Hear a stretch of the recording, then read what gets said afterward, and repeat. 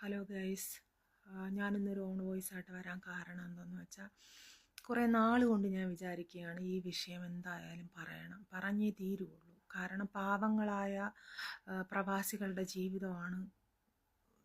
എന്ത് ചെയ്യാൻ, അവരുടെ ആഗ്രഹങ്ങളൊക്കെ സഫലമാവാതെ പോവുകയാണ് ഇതിൻ്റെ പേരിൽ. അതായത് തിരുവനന്തപുരം മെഡിക്കൽ സെൻറ്ററിൽ പലരുടെയും മെഡിക്കൽ അൺഫിറ്റ് ആകുന്നത് കൊണ്ടാണ് പലരും അത് പേടിച്ചിട്ട് ഇപ്പോൾ തിരുവനന്തപുരത്ത് പോകാതെ എറണാകുളത്ത് പോകുന്നത്. എറണാകുളത്ത് മെഡ്ലൈൻ എന്ന് പറയുന്ന മെഡിക്കൽ സെൻറ്ററിൽ ദയവ് വിചാരിച്ച് ആരും മെഡിക്കൽ എടുക്കാൻ പോകരുത്. കാരണം എൻ്റെ ഫ്രണ്ട്സുകളിൽ പലരും അവിടെ മെഡിക്കൽ എടുക്കാൻ പോയിട്ട് പലരുടെയും മെഡിക്കൽ അൺഫിറ്റ് ആവുകയാണ്. കഴിഞ്ഞ ആഴ്ചയിൽ എൻ്റെ ഒരു കൂട്ടുകാരി, അവൾക്ക് വെറും 32 വയസ്സ് പ്രായം മാത്രമേ ഉള്ളൂ. അവൾക്ക് വേറെ ഒരു വിധത്തിലുള്ള അസുഖങ്ങളും കാര്യങ്ങളും ഒന്നുമില്ല. അവൾ മെഡിക്കൽ എടുക്കാൻ വേണ്ടി പോയപ്പോൾ അവർ എക്സ്റേ എടുത്തപ്പം എക്സ്റേയിൽ എന്തോ ഒരു വര പോലെ കാണുന്നുണ്ട് എന്ന് പറഞ്ഞു. അങ്ങനെ ഇവൾ പിന്നെ തിരുവനന്തപുരം മെഡിക്കൽ കോളേജിൽ പോയി എക്സ്റേ എടുത്തു.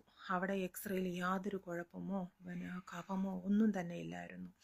എന്നിട്ട് ഈ റിസൾട്ടും കൊണ്ട് ഇവൾ ഈ മെഡ്ലൈനിൽ വന്നപ്പോൾ അവർ മെഡിക്കൽ എടുക്കാൻ സമ്മതിച്ചില്ല. റിപ്പീറ്റ്, അതായത് ഒരിക്കൽ കൂടെ ഒന്ന് എക്സ്റേ എടുത്ത് നോക്കുമോ എന്ന് ചോദിച്ചിട്ട് പോലും അവർക്ക് റിപ്പീറ്റിന് പോലും അവർ തയ്യാറല്ല. അവർ പറയണത് ഒന്നുകിൽ അൺഫിറ്റ് ആക്കും, അല്ലെങ്കിൽ നിങ്ങൾ വേറെ എവിടെയെങ്കിലും പോയി മെഡിക്കൽ എടുക്കണമെന്നാണ് പറയുന്നത്. ഇവളാണെങ്കിൽ പാവം വീട്ടു ജോലിക്ക് വേണ്ടിയിട്ടാണ് കുവൈറ്റിലോട്ട് വരാൻ വേണ്ടുന്നത്. പാവപ്പെട്ടതാണ്. മെഡിക്കൽ എടുക്കാൻ തന്നെ പലരെ ആശ്രയിച്ചിട്ടാണ് 2800 രൂപ അപ്പോയിൻമെൻറ്റ് ഫീസും 7500 രൂപ മെഡിക്കലിന് അടച്ചിട്ട് ഇവൾ മെഡിക്കൽ എടുത്തു. പക്ഷേ അതിങ്ങനെയായി. ഇതുപോലെ പല പാവങ്ങളുടെയും ഈ മെഡിക്കൽ കാര്യം എന്താണെന്നറിയില്ല അൺഫിറ്റ് ആക്കുന്നത്. പലരുടെയും ജീവിതം ഇവരൊക്കെ തുലയ്ക്കുകയാണ് ചെയ്യുന്നത്. പക്ഷേ ഇതിന് ചോദിക്കാനും പറയാനും ആരുമില്ല. ഇതിന് വേണ്ടിയിട്ട് ഇറങ്ങാൻ ആരുമില്ല. അതുകൊണ്ടാണ് ഇവരൊക്കെ എങ്ങനെ ചെയ്യുന്നത്. പാവങ്ങളുടെ മെഡിക്കലാണ് അൺഫിറ്റ് ആകുന്നത് കൂടുതലും. അതായത് ഈ പൈസയൊക്കെ ഉണ്ട്, സെറ്റപ്പ് എന്ന് കാണുന്നവരുടെ മെഡിക്കലെല്ലാം ഫിറ്റാവും.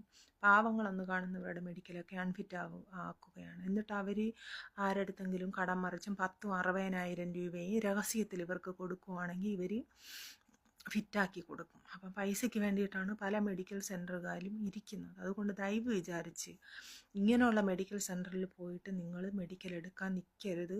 അവർ അൺഫിറ്റാക്കി കളയും. ഹലോ ഗൈസ്, ഞാനിന്നൊരു ഓൺ വോയിസ് ആയിട്ട് വരാൻ കാരണം എന്താണെന്ന് വെച്ചാൽ കുറേ നാൾ കൊണ്ട് ഞാൻ വിചാരിക്കുകയാണ് ഈ വിഷയം എന്തായാലും പറഞ്ഞേ തീരുള്ളൂ. കാരണം പാവങ്ങളായ പ്രവാസികളുടെ ജീവിതമാണ്. എന്ത് ചെയ്യാൻ.